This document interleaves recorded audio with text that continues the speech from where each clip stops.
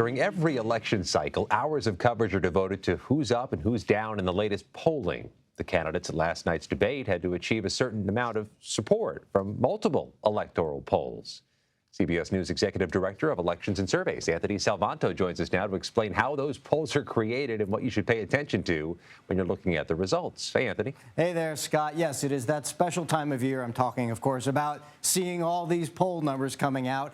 And look, in this episode of our Polling Explainers, we're talking specifically about the likely voter, just in time, of course, for voting to start up, and about how it makes the polls you're about to watch so different. So I want to start with this. If I were to put up a poll about your attitudes or your personal situation, people see that and they nod, okay, that's interesting. But when I put up a poll like this one with a horse race, now the fireworks start. It always spurs debate. Some people go, oh, my side's winning. Some people say, no, that can't be right.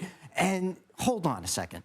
The fact is, people do look at election polls a little differently because there's rooting interests, small differences of 1 or 2 points can change the whole narrative, but mostly because this contains a behavioral component. That is what people are going to do, in this case, vote or not do, and that's built in. So that's when we start talking about the likely voter. By the way, this happens in business. It happens around the world every day. Some people might like the new car in the ad they see, but will they buy it? It's an economic question. Consumer confidence might be up, but will people spend money? These are all things we have to deal with. So in the elections world, the likely voter estimate is often a reason why one poll can be different from another.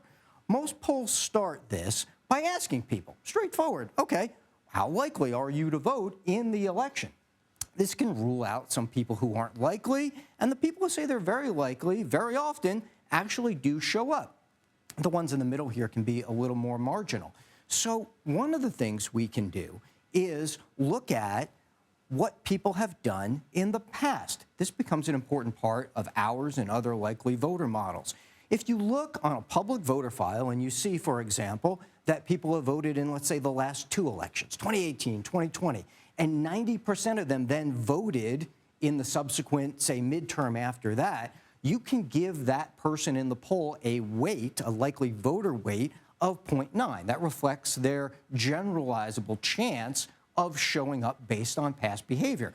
But that might be different from someone who voted only in 50% of recent elections. They might get a likely voter weight of 0.5. So you need to take into account that, but also, of course, new voters and what they might do. All of that, I hope, gives you the idea that this is a difficult thing to do in polling. There's a little bit of art and a little bit of science. Anytime you encounter a model, you're building a model of an electorate or behavior. This is especially important politically because it's an era in which so few people cross party lines, right? You get more than 9 in 10 Republicans vote for Republicans, Democrats voting for Democrats.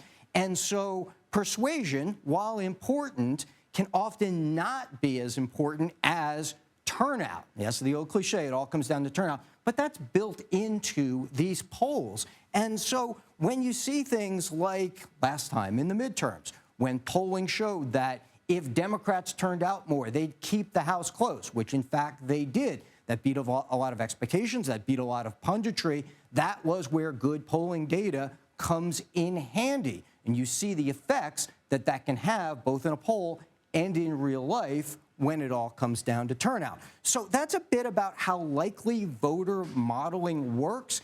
And again, it's going to be important because the difference is when people start parsing 1 or 2 points, sometimes more, in the polling you're about to see is often because of differences in the way that pollsters model the electorate. And you should ask your pollster, how did you come up with this? How did you do this? And the good pollster should be able to explain it. That's one of the things everybody watching should demand as we go into this election season. Scott?